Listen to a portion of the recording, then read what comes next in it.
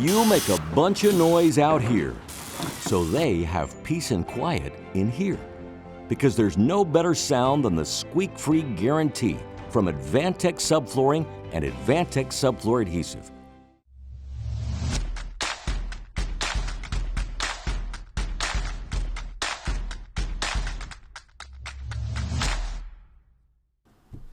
Welcome to the UnBuild It podcast. I'm Jake Bruton. I'm joined today by Peter Yost. Hey, Jake.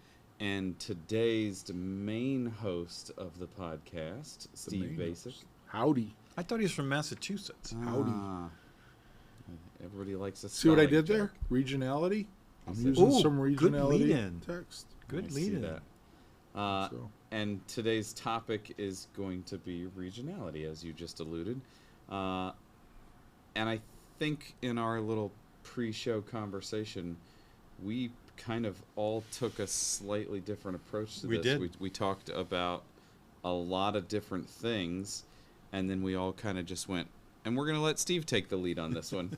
So I just play the angry elf. I'm going to immediately turn it over to the angry elf and let him be the one to guide the conversation, or at least start it off.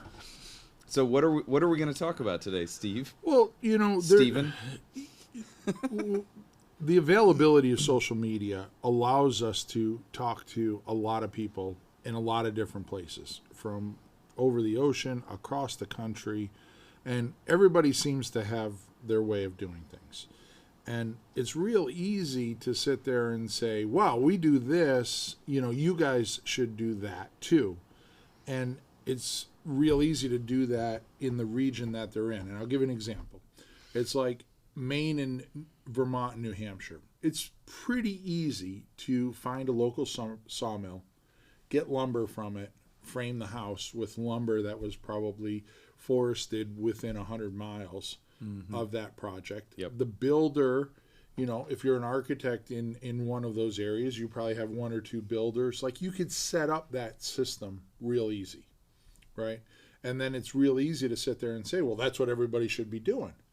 But if you're an architect in Boston and you're doing a project in Phoenix, it might not be as easy to go down the street to the local sawmill and get, a house full of 2x6s cut from Doug fir, because there's no Doug fir in Phoenix unless it's trucked in, right? Or Las Vegas, right? Those areas. So, I hear a lot of people say, well, you should do this, and they draw their lines in the sand. Well, in some respect, it's real easy to draw the line in the sand when your system is real easy and accessible. And that's kind of what we're talking about, the accessibility of a number of things. And again, we're down here in Texas. I come down here and do projects in Texas. Even if I spec a vented roof and say, let's put in 26 inches of cellulose in the attic, it's the same conversation. The general contractor's like, yeah, we can probably get cellulose down here. Nobody does it. We'd have to just find out how we can get it down here. I know a guy in Dallas that might be able to drive down, and then you get a number, and it's, $15K higher than spray foam. And it's like, yeah, okay, maybe we shouldn't be using spray foam, but in Texas, there's pretty much not an alternative, right? There might be some in some outlying areas, but again, somebody's going to write in and say, well, I'm in Amarillo, Texas. We do cellulose all the time. Okay, you have that one guy that can do it. And so the regionality, it's about the geography of where you're at, but it's also about the people and the workforce and the task force, and you can flip it. Down here, we can do a masonry job for probably close to the same price as we would do a wood siding job or a more elaborate siding. Go to New England and switch from a cedar clapboard to brick. There's probably 3x to go to masonry. And people are like, oh my God, that brick's really expensive. Well, it is in some places. Yeah. We're doing a project in Indiana, and it's like, it's the same cost as brick, siding, hardy board, whatever. It's not far off. Yeah. My market, fiber cement is the same cost as vinyl siding. Yeah. Which people are Really? like, what? And it's like, yeah, nobody does vinyl. Fiber cement is king in my market, and it's just as cost. The labor is is the savings there. Well, and I'm sure you run into it. The minute lumber yards see that, right, now they have one shelf of vinyl siding and they have 12 shelves Yep. or a building for cement siding. Yep. So, of course, if you're a builder now and you go to the homeowner and say, okay, we're going to side your project, what should we use? Well, the lumberyard carries, Hardy, James Hardy or Allura or whatever it is, and it's like, here's your 18 colors. And then you pick from those 18 colors, or you get the primed one and we'll paint it. But So it's interesting that the internet and instant communication means that you can have the appearance of nothing about residential construction being regional, right? I saw it on the internet. I can do this brick at the drop of a hat when it comes down to supply, and it's which probably, is often region.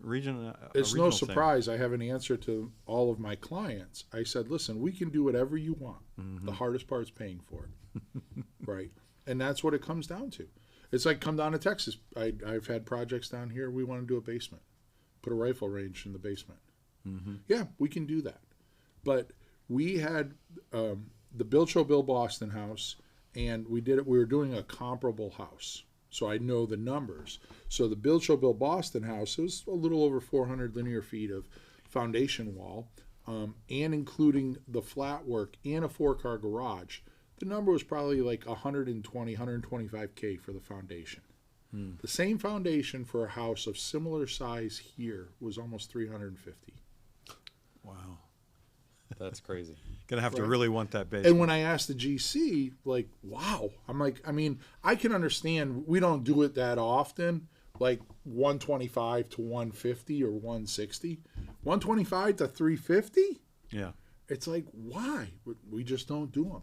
And I think some of it is it's an easy way for the industry to push back, right? Yeah. And say, well, if you really want a basement, yeah, you're going to pay for it. And Yeah. here's the number. But we can do a slab, for a lot less expensive and just put your range above grade. Yeah. Interesting. It is funny that I toured one of the projects here in town that has a basement, and we hauled this much gravel out of here, and it took this much concrete, and this is how long it took to work on this basement, and these are the things that, and it felt like they were so proud of the fact that they built a basement. And I was just like, oh, this might be the first basement that this company that's been around for 2 decades has done. And it was it very much was like they were patting themselves on the back. And I was just like, oh, yeah, they don't do this. And it really is a unique thing. And like the regionality of this is what it is. Yeah, and they're very proud of it. And meanwhile, I'm doing a project, on the shores of Massachusetts where we basically blasted the basement out, replaced it with crushed rock, put a foundation on in like 4 weeks. Yeah. Right? And the builder's like, yeah, it's just what we do. Yeah. Yeah. Yeah. There was no give me a blue ribbon or give me a big gold star. Yeah. It was like, that's what we do here. Yeah, the idea of blasting for a basement, that's pretty common in New England where there's intermittent ledge. And it's not, if we said we had to blast here, I'm sure it'd be like 100K. I mean, up there, a 3,000 square foot basement is probably 15K to blast, right? It's like $100 a drilled hole. It's really not crazy money. I looked at a set of plans for a builder, not in my market, not in a basement market. They're in a block foundation market. They do a lot of crawl spaces. And he said, hey, we don't do basements. We're going to have to hire a commercial company to come and do this basement. Can you take a look at this? And he showed me the set of plans, and it was a walkout living space in the basement. And I was looking at him, and I said, the walkout wall, the third wall, or the fourth wall that has all the windows and doors and everything in it, I was like, why are you pouring that in concrete? That should just be a frame wall. And he was like, really? It's a basement wall. And I was like, he couldn't break out of that. It's got to be concrete. It's not a basement wall. It's a above grade wall. Like the other 3 walls are basement walls. Yeah.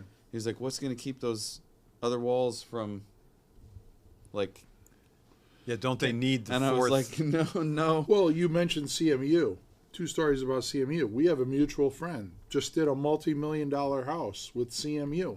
If I brought that basement crawl space to a builder in New England, they'd be like, I'm not building that crap. Oh, yeah. Yeah. CMU you're is right. crap. Yeah. And it's like you go down south. Oh yeah, and in that market, all they do is That's all they block. do, and there's all these CMU piers like on a 10-foot grid or 12-foot grid. Yep, I look yep. at that and go, oh my God, what a mess, and what a And they wouldn't consider doing it out of poured concrete. no. Never. It's what they do. Mm-hmm. And another one where we were doing a project and like the guy's drilling holes on the inside of the concrete block after the foundation was in, and I'm like, what are you doing? He goes, oh, that's just to drain the water out if it gets in. And I was like, really? Weep holes. And he's like, yeah, that's what we all do. Yeah. So I think that this, I mean, what we're talking about, this regionality is, and I said this recently, and while I was giving a presentation, it's one of the things that we think that Toyota and Honda and Chevrolet, like that's what we want our industry to be. We want it to be cookie cutter. We want it to be a factory. We want everybody to have the same standards where we can deliver a great product to our clients where things don't leak and they work and they start every time you get in them and everybody gets the optimal comfort and all those things. But we're not building factory cookie cutter things. We're actually mom and pop restaurants around the corner. Yeah. Yeah. Nationwide, and we all have similar ingredients delivered to the job or to our restaurant, but they're not the same ingredients nationwide. Some of us are buying from farmers markets, some of us are buying from nationwide chains. Yeah. And that's part of the reason that when somebody wants to make a change in the industry, it's incredibly slow or it just doesn't happen. Yeah, but I'm going to give some positive light on this because I'm going to flip that. We're doing a project in, I'll just say, nowhere, South Dakota, and there, like, it's heavily relying on a bunch of Sega products.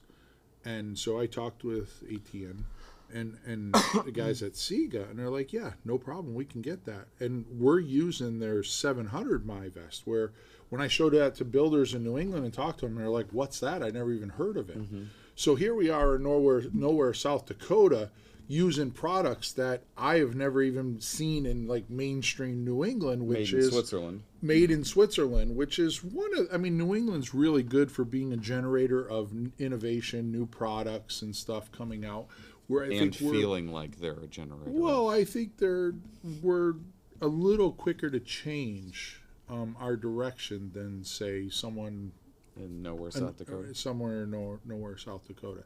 But and the builder there is surprisingly like so excited to build this house. It's probably the coolest wall assembly I've ever drawn. And but the fact that we're using again something that got made in Europe, and we're going to bring it there and use it. That the industry can do it. It's just, but like you said, it's like going to nowhere, South Dakota, and having Ethiopian food, right? It's nothing different than that. They just find a way to bring that food in, and someone's going to prepare it and do it. And hey, and I'm not picking on them. I just tried to pick something exotic. Yeah.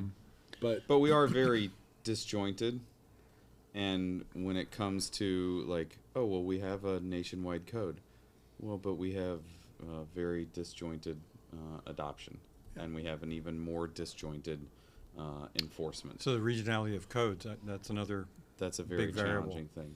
And even like when, you and I presented last year in Minneapolis, and it was like, well, we can talk about what the IRC says, but Minnesota has its own code. And it's like there's all those little nuances to how all this works. It's a really challenging environment to see where we are 10 years from now, I think. Well, I don't know if it gets any different because the generations change, the problems remain, right? I can sit here and say over the last 30 years, we're discussing things that we discussed 30 years ago at Building Science Corporation and some of the problems. But throw some gas on the fire. Let's talk a little bit about ICFs because somebody's going to post something saying, hey, let's talk about, you should have done that in ICF. Oh, ICF is the way to go. Well, we priced out the Build Show Build Boston, and that foundation was 2.5x to move to ICF, and it's like it just doesn't make sense. But yet I'm doing another project in further north, nowhere, South Dakota, where there's probably 3x the amount of cows than there is residents in this town. It's really interesting. One of these times I'll tell you the story of how I almost died up there. I can tell you that story too. If anybody wants to pull me But, aside on something and ask, Wow, I've never heard I'll this gladly Yeah, tell you that it's, story. It's funny. It was just stupid. It was I wasn't thinking. But anyways, up there, That's a cliffhanger. we had our concrete contractor for a house we're doing fall off the schedule because he had something else. I don't know, whatever. But the general contractor's like, yeah, we're just going to switch. We're going to do ICF. And I was like, oh, how about the price though? He goes, yeah, it's pretty much the same price. Wow. And I was like, really? Like, you're up here in nowhere, South Dakota, and the price, there's no price difference. But in Boston, it's 2.5x. Right? So I don't, In my market, it's 2x. yeah. It's 2x with Accounting probably for about the- 2% of the industry can actually do it successfully too. Right? So regionality, we were just talking the other day with a couple people from the Build Show about mechanical systems. Like in our neck of the woods, the Northeast, you don't say plumbing without saying heating. I have a plumbing and heating business. And people down south are like, what's the connection there? Well, if you have all hydronic systems with boilers, plumbing Or and heating gas is, fitting for gas piping, oil. yeah. Not in my And- neck of the woods either. Plumbing and heating don't go together in my neck of the But woods. it's a regionality thing. That skill is connected and materials are available for that because that's the way things are done based on climate and tradition. I've worked on 2 houses that have boilers in my career. Yeah. From this Well, perspective, it looked like you were giving Peter a finger. It did kind of, because Like, I was holding up Hey, 2 Peter, fingers, right there, but you're buddy. sitting on my right. It does look like I'm giving Peter the finger. Normally, when I give Peter the finger, it's with both hands in anger.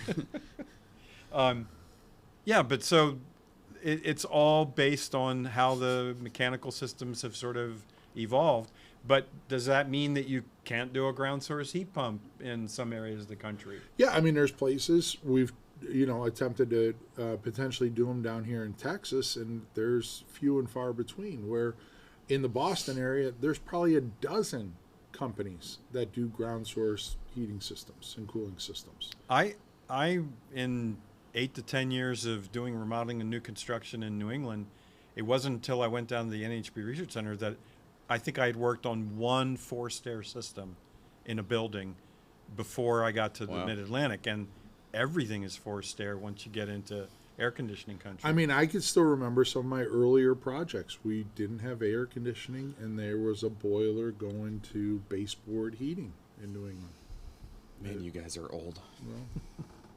Um, Both of you. I want to introduce, it's not really regionality, but it's a description of our industry, the difference between typical residential construction and typical commercial construction. It's like they're completely 2 different worlds, not only when it comes to who works in them, but the materials that are supplied, the systems that are used.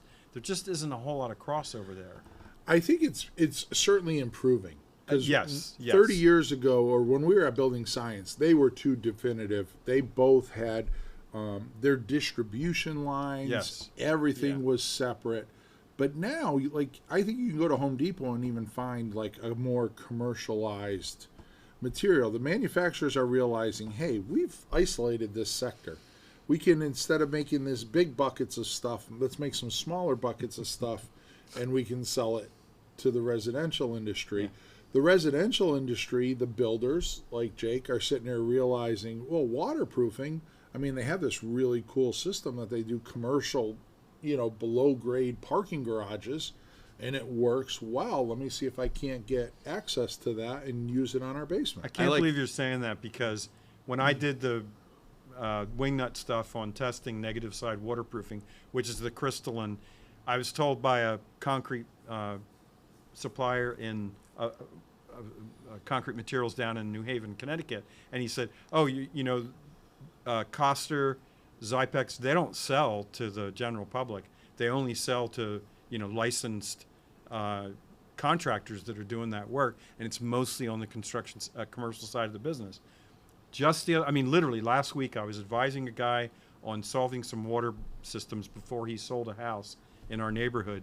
And I said, you probably could use the Coster or the Zypec system, but it's not available retail. And he comes back the next day and he says, isn't this what you're talking about? And it's commercially available on the internet. Uh-huh. He can buy a 150-pound bag. It was really expensive, but that material Somebody is will sell it available to you to a DIY, much less the residential side of the industry, just because how the internet has changed supply and demand. My favorite is one of the first times I heard Joe speak. He was like, Mother Nature doesn't care what the building's use is. She doesn't know that it's a commercial building. Yeah. She doesn't know that it's a residential building. Yeah, the physics aren't a whole lot Which different. is like 100%. Like, why do we make that dumb distinction? It should just be construction products and not residential construction projects or commercial. It's like, here's a waterproofing. Yeah. If you can use it. So is a takeaway that some stuff is just because the construction industry at its core was very regional. You know, you did brick veneer has been. where there was brick available. But the internet is, I think, really changing concepts of sort of divisions within supply and demand. It is, but you also have to be aware of that's part of it. Like, you can't just say, oh, we saw that online, or we heard Peter say that online, and so that it works where I live. Yeah. Well, that is, I mean, that's a whole, I mean, we probably do an episode on that, but I have clients that's like, hey, Steve, I was reading about this siding last night, and it's like, okay, now I got to spend 2 hours, go on the website, and figure out what are they talking about. Yeah. And it's like, it just takes up so much time because they think, and they're like, oh, they say they ship anywhere in the U.S. Yes, I've heard that all the time until we call them. And it's like, well, we can probably get it up there. There's going to be an extra charge because we'll have to direct ship it. It could be 8 to 10 weeks. It could be 8 to 10 weeks. And it's like, there's always a song and dance that comes with that music. So, Yeah. but anyways, are we done? How does it take 8 to 10 weeks to get anything across the United States at this point? I don't understand that. The only thing I can think anymore. is if it's going by train. Because there's probably 8 or 10 people with their hand out that have to get paid before they move it to the next hand. We should talk about real quick. I have had maybe 5 times in the last 10 years redwood siding come up. Redwood was quite available until maybe 95 in our market. Like, I remember working with redwood and putting Can't redwood. believe you're going to want to redwood cut down those siding. beautiful redwood trees. I didn't cut them down. Somebody else did. All I did was use a durable material for my clients. Also, Poor brown bears of the Northwest. They're losing their redwood forest because Jake's got to have redwood siding. Where are we going with this? And your comment about, well, it's ships nationally. The last time we had to get it, the lumberyard was like, yeah, we can't get it at all. And I found it online, and I called, and the lady was like, yeah, we can ship to you. And literally F-250 with a gooseneck behind it pulled up to our house. Seriously. And I was like, Yeah, there's all these little shipping companies. You ever watch it on and it was like Learning Channel or something? $1,800 in shipping. The guy literally drove from Washington Because they bid State. on it. There's like 5 or 6 of them. They bid on it. They get the bid. They go pick it up and drive it. He drove It's from like Washington. Uber. It's Uber for materials. Yeah. So And we shipping. are saying Hot that shot is what they call it. Yeah. Like, he's the a hot shot regionality is changed, and that's based on the internet, right? Yeah. The fact that you could make those connections in a relatively inexpensive way, and then they could figure out how to meet that. Who knows? Maybe you're going to get your redwood by drone. They're going to come and drop it right on top of your house. Yeah. Now you're dreaming. But anyways, are we done? I believe so. The regionality of the construction industry is evaporating in Well, front of our very eyes. You know what's really Maybe. interesting to me? I come here and host a podcast, and it appears I have a very good sense of direction. But the other day, my wife comes up to me and says, you know, you have absolutely no sense of direction. And I said, where did that come from? Yep. That's what he was waiting for. Yeah. All this about regionality. Oh, man. I should have seen it coming. Well, there you have it. Three guys doing a little bit of talking about a big old topic. Thank you for listening today. If you have questions or comments, questions at UnBuild It Podcast. And until next time, have a good day. Bye-bye. See ya.